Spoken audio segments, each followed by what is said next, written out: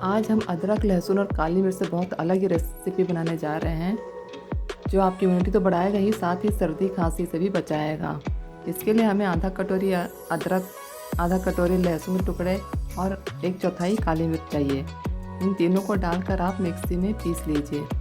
आप चाहें तो इसमें 7-8 बादाम भी डाल सकते हैं, इससे और टेस्ट बढ़ जाएगा।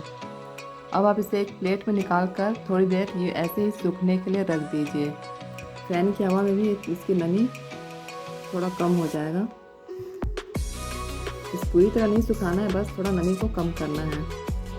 सूखने के बाद ये थोड़ा इस तरह से हो जाएगा।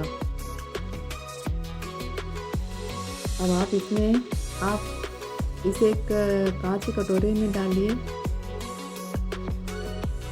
और आप उसके बाद उसी कटोरे से 1 से 1.5 कटोरी तक शहद मिला दीजिए।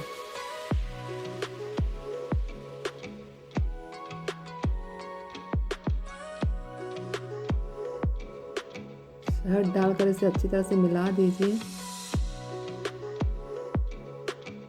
और इस तरह से ये तैयार हो जाता है। आप इसे कभी भी दिन में 1/4 चम्मच खा सकते हैं, 2-3 दिन में एक बार भी खा सकते हैं, जैसा भी आपको लगे आप इसे इस्तेमाल कर सकते हैं।